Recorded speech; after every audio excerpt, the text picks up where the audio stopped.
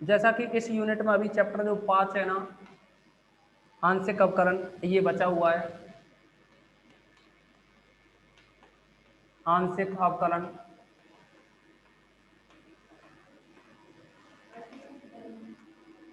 और आंशिक अवकलन जो चैप्टर है इसके बारे में आप समझेंगे।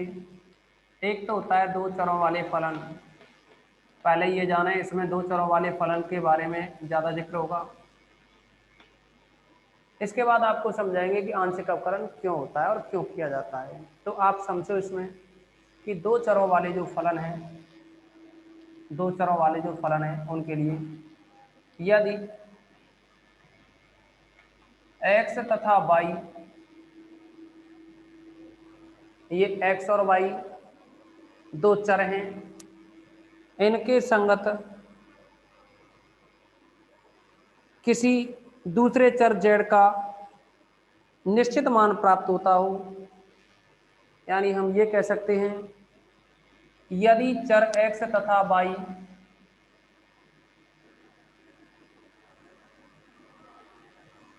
के साथ साथ किसी दूसरे चर z का मान या एक निश्चित मान प्राप्त हो, यानी चर x तथा y के मान देने पर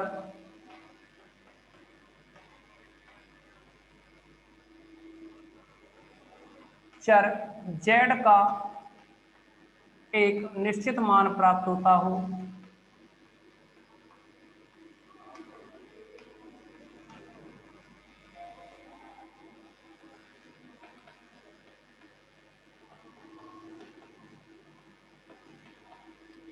तो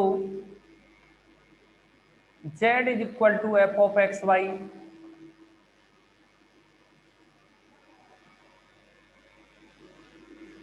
चरों x तथा y का फलन कहलाता है।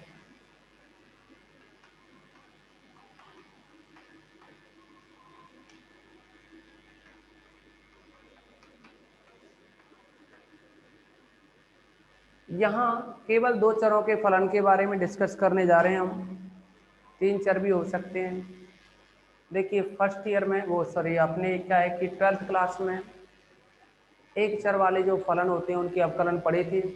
यहाँ क्या करेंगे, आपको दो चरों वाले या दो से अधिक चरों वाले फलन के बारे में डिस्कस करेंगे। एक है यहाँ आंशिक अवकल गुणांक,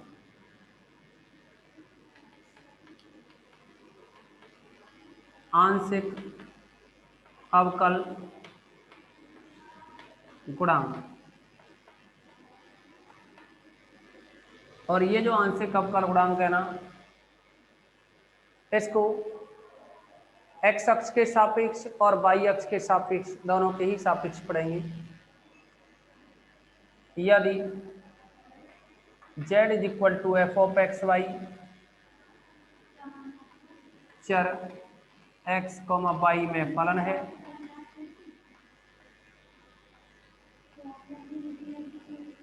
तथा limit delta x tends to 0। समझेंगे आप, जो फंक्शन एक्स वाई है ना, यहाँ जो फंक्शन एक्स वाई है दो चरों में है, तो अगर एक में देखिए एक बार में क्या है, एक में ही परिवर्तन होता है, दो में नहीं होगा। तो अगर हम इसमें एक जो x है इसमें परिवर्तन करें और मान लीजिए x में परिवर्तन कितना हो गया, डेल्टा x, कहने का मतलब ये है z इज इक्वल टू जो एफ ऑफ एक्स वाई है ना, एफ ऑफ एक्स वाई है, और इसमें अगर हम ये कहें कि केवल z में परिवर्तन हो, किसमें, z में, तो इस x में, अरे z is equal to function of x y है, तो इसमें अगर केवल एक स्वतंत्र x में परिवर्तन हो, y में ना हो, तो x में परिवर्तन होगा तो इसको लिखोगे F of x plus delta x, और y अचर, y में कोई परिवर्तन नहीं। ऐसे ही अगर y में परिवर्तन हो तो इसको लिखते हैं x कांस्टेंट रखते हुए y प्लस डेल वाई। इस आधार पर आप जानेंगे यहाँ कि ये जो limit del x tends to 0 आपने प्रथम सिद्धांत से अवकलन पढ़ा था ना 12th क्लास में, तो वो भी ऐसे ही पढ़ा था, limit x tends to 0। F of x plus h minus f of x upon में एच। लेकिन ये क्या है, ये कंडीशन थी y equal to f of x की, यानी केवल और केवल एक चर का फलन था। लेकिन हम यहाँ पढ़ रहे हैं दो चरों के लिए। तो आप यहाँ कोई स्टूडेंट ये सोच रहा हो हम डेल एक्स नहीं लगा रहे, तो कोई मर्जी नहीं लगाएं, तो आप इसको अगर x में परिवर्तन कर रहे हैं, लिमिट h टेंस टू 0, यानी x में परिवर्तन कर रहे हैं, तो ये जो फंक्शन है ना एफ ऑफ एक्स वाई, इसमें जो x है इसमें x की जगह x प्लस एच, और जो y है वो कांस्टेंट रहेगा माइनस। माइनस में देखेंगे आप कि यहाँ x में परिवर्तन होता है, तो F of x plus h minus में ये फंक्शन यूं ही रख दिया जाता है। तो वैसे ही आप यहाँ x में परिवर्तन हो गया f of x plus h comma y minus, इस फंक्शन को यूं ही रखेंगे, और यहाँ नीचे जो भाग लगता है ना, वो जो अंतर होता है ना h, इसका भाग लगता है। तो यहाँ भी क्या है, ये जो h है इसका भाग लगा दिया जाए, तो आप समझेंगे दोबारा। यदि z is equal to f of x y, चर एक्स वाई में फलन है, तथा ये limit h tends to 0 f of x plus h comma y minus f of x y upon h परिमित रूप से विद्यमान है। कैसी है ये, परिमित तथा विद्यमान है। ये जो लिमिट है परिमित तथा विद्यमान है।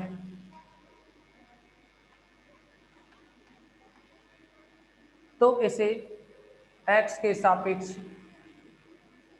आंशिक अवकल गुणांक कहते हैं। तो इसे x के सापेक्ष आंशिक अवकल गुणांक कहते हैं।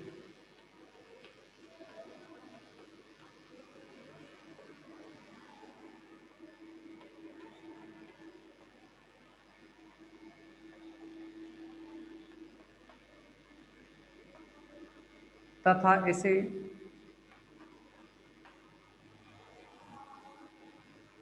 Del Z upon del x, चिन्ह ऐसा ही बनाना है, ये डेल का del Z upon del x, या जेड इज इक्वल टू क्या है, z is equal to f है ना, तो del F upon del x, या एफ के साथ में एक्स के सापेक्ष अवकलन कर रहे हैं ना आंशिक, तो यहाँ एक्स को सफिक्स में लगा सकते हैं, या एफ ऑफ एक्स से व्यक्त करते हैं।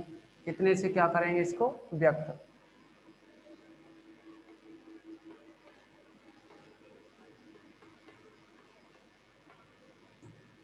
अब देखेंगे आप इसी तरह से, यदि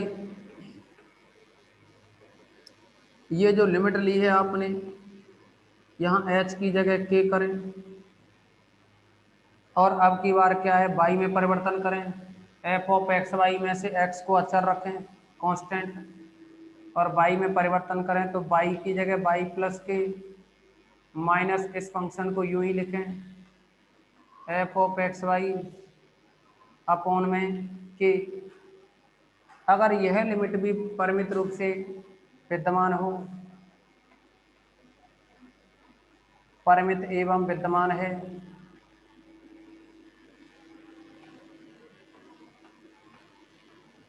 तब इसे y के सापेक्ष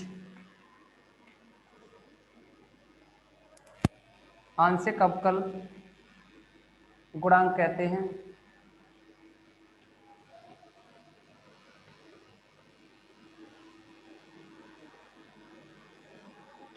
आंशिक अवकल गुणांक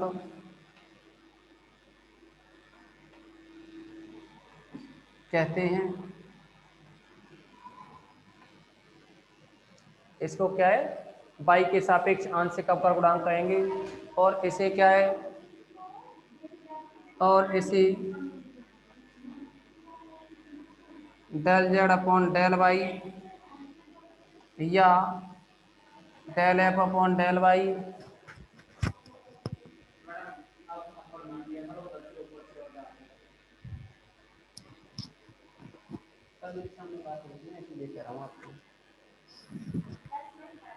इसे del Z upon del Y या del F upon del Y या फिर एफ ऑफ वाई से व्यक्त करते हैं।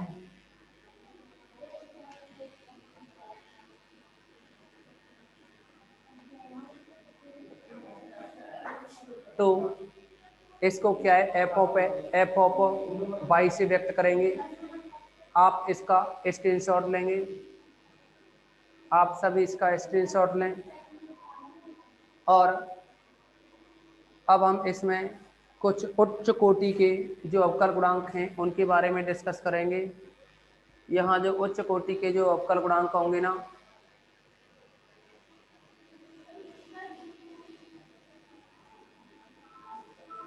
उच्च कोटि के अवकल गुणांक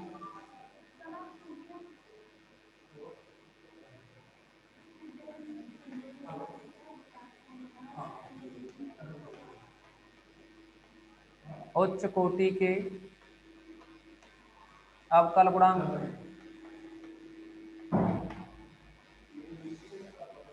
तो आप समझेंगे इसमें जो उच्च कोटि के अवकल गुणांक होते हैं ना, उनके लिए अगर आप z का एक बार अवकल करें, यदि z is equal to function of x y हो, तब del Z upon del x यानी z का x के सापेक्ष एक बार अवकलन करते हैं तो इसको p से व्यक्त कर देते हैं। और ऐसे ही यानी इसको किससे व्यक्त कर देंगे, p से। ऐसे ही q से व्यक्त कर देते हैं अगर z का y के सापेक्ष आंशिक अवकल किया जाए तो। एक होता है r, अगर ये जो del Z upon del x है ना, del Z upon del x का आप दोबारा से x के ही सापेक्ष अवकलन कर दें, del upon del x of del Z upon del x, तो ये बनता है del square Z upon del x square. एस की बात करें, अगर हम इस del Z upon del x का और y के सापेक्ष आंशिक अवकलन कर दें तो यह बनता है कितना, del square Z upon del Y del X. इसको del square Z upon del Y del X को हम del square Z upon del X del Y भी लिख सकते हैं। ओके, एस के बाद में आता है एक टी। अगर अपने पास del Z upon del Y हो, इसको दोबारा से डिफरेंशिएट करना है विद रेस्पेक्ट टू वाई, तो इसको डेल स्क्वायर जेड अपॉन में डेल वाई स्क्वायर लिख सकते हैं। और इनको क्या है यहाँ P Q R S T के नाम से जानते हैं, और आपको ये बहुत अच्छे से इसी क्रम में याद रखने होंगे। ओके, यहाँ तक किसी भी स्टूडेंट को डाउट्स हो तो बताएं।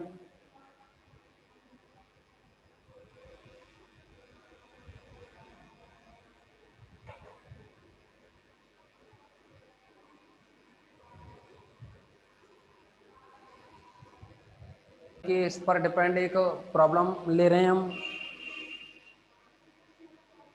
इसमें इम्पोर्टेंट बात क्या है कि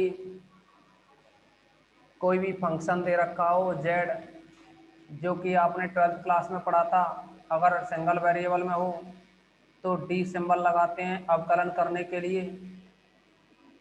z का अवकलन करने के लिए d काम में लेते हैं, d upon D Z F of x.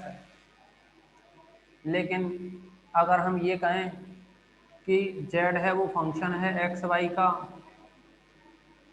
z function of x y हो, तो अब यहाँ ये प्रॉब्लम रहती है कि डिफरेंशिएशन,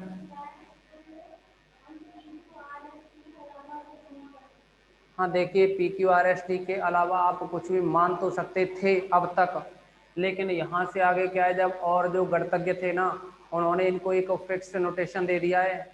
आगे चल करके पी क्यू आर एस कहीं भी मिलेंगे, सेकेंड ईयर में थर्ड ईयर में जहाँ भी मिलेंगे, तो पी क्यू आर एस का मतलब यही रहेगा। ओके, आप और भी बी एस सी के अलावा कहीं भी तैयारी करोगे तो भी पी क्यू आर एस का मतलब यही मिलेगा। यानी आपको क्या है, ऐसे ध्यान नहीं देना कि हम इनके अलावा कुछ कर सकते हैं क्या, बिल्कुल कर सकते हैं। आप अपने माइंड में समझने के लिए कुछ भी मान सकते हैं, ठीक है ना। लेकिन यहाँ आपको ये इसी ऑर्डर में दिमाग में रखने होंगे कि पी का मतलब ये, क्यू का मतलब ये, आर का मतलब ये। और हाँ, जेड की जगह आप एफ लिख सकते हो, उससे कोई फर्क नहीं पड़ेगा। जेड की जगह क्या कर सकते हैं, एफ। आप देखेंगे इसमें कि अगर z is equal to function of x y हो, z क्या है, फंक्शन ऑफ एक्स वाई। अब आपसे कहा जाए इसका डिफरेंशिएशन करो, तो डिफरेंशिएशन आपसे कह दिया डिफरेंशिएशन करूँ। अब आपको ये नहीं बोला हमने किसके रेस्पेक्ट में, यहाँ तो क्या है कि जैसे x है पता लग जाता है कि सिंगल वेरिएबल है ना x, इसके रेस्पेक्ट में, लेकिन यहाँ सिंगल वेरिएबल x तो है नहीं, डबल है। तो अब ये कहा जाए कि x के रेस्पेक्ट में करो, तो x के रेस्पेक्ट में अगर इसका डिफरेंशिएशन करेंगे तो फिर y का क्या होगा, उस कंडीशन में क्या है, जो y है ना y वो एक तरह से कांस्टेंट रहेगा। क्या रहेगा, कांस्टेंट यानी अचर रहेगा। जब आप इसका x के सापेक्ष, चर दो हैं, एक चर ये जो x है इसके सापेक्ष आप अवकलन कर रहे हो, तो del Z upon del x से व्यक्त करेंगे, del Z upon del x से तो व्यक्त करेंगे, पर ये बराबर आएगा function of x comma y और इसका अवकलन होगा डेल अपॉन डेल एक्स, इस तरह से लिखोगे। ठीक है ना। सिंबल आपको क्या है, ये डेल वाला सिंबल है ना, ये वाला सिंबल काम में लेना है। अच्छा, जैसा कि आपको बताया x के सापेक्ष अगर अवकलन कर रहे हो तो y कैसा रहेगा, कांस्टेंट रहेगा। और जब आप y के सापेक्ष आप अवकलन करोगे तो उस कंडीशन में x क्या रहेगा, कांस्टेंट। जैसे कि कोई भी क्वेश्चन आपको समझा रहे हैं, यहाँ आप देखेंगे कि z इज इक्वल टू मान लीजिए x square plus x y plus 5y square, ये दे रखा हो, आपसे कहा जाए कि partial differential, P for partial differential, W for with respect to x। अगर आप पार्शियल डिफरेंशिएशन कर रहे हो with respect to x, z का करें तो ये डेल ओवर डेल x ये पार्शियल के लिए सिंबल होता है, और z का कर रहे हैं तो यहाँ z लगाओगे। अब आप पार्शियल के लिए del over del x, x square plus x y plus 5y square, आप अलग अलग करें इन सबको या फिर एक साथ, x के रेस्पेक्ट में एक्स स्क्वायर का डिफरेंशिएशन 2x होगा, और यहाँ x के रेस्पेक्ट में x का डिफरेंशिएशन 1 और y कांस्टेंट। कुछ स्टूडेंट के माइंड में तो ये आ रहा होगा कि सर u इंटू वी लगा दो, यहाँ u इंटू वी नहीं लगेगा।